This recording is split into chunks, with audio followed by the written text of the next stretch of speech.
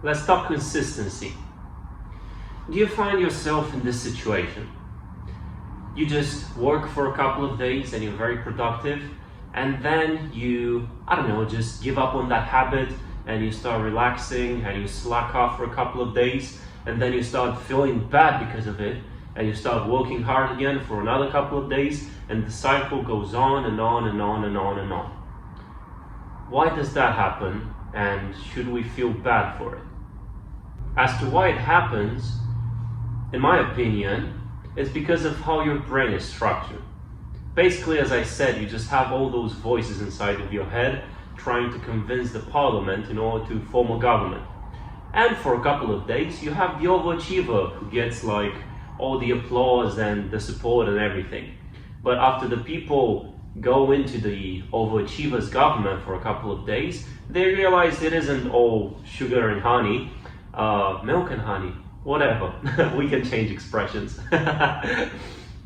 So they just give up on him, and they choose somebody else for president. They choose the chill guy. And the cycle goes on and on and on, just like it happens in real life. But is this something you should feel bad about? Tomorrow, I'm going to talk a bit more about the fact that a structure that is way too rigid for your daily life may actually be detrimental to you. But for now, all I want to say is the following. Don't beat yourself up. It's really not that surprising that you go through this cycle. There's a reason why I use the parliament metaphor in order to explain how the mind works, because I feel the mind has a lot in common with how politics works. Let's say we're in election season, and we vote for Labour.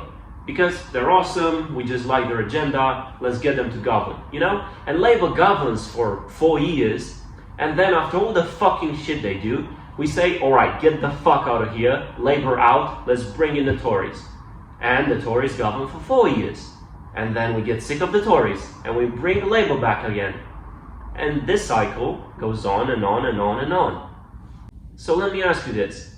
If the people of one of the most developed countries on planet Earth still haven't figured out a way of how to create a consistent government, why should you beat yourself up because you don't have a consistent government inside of your mind?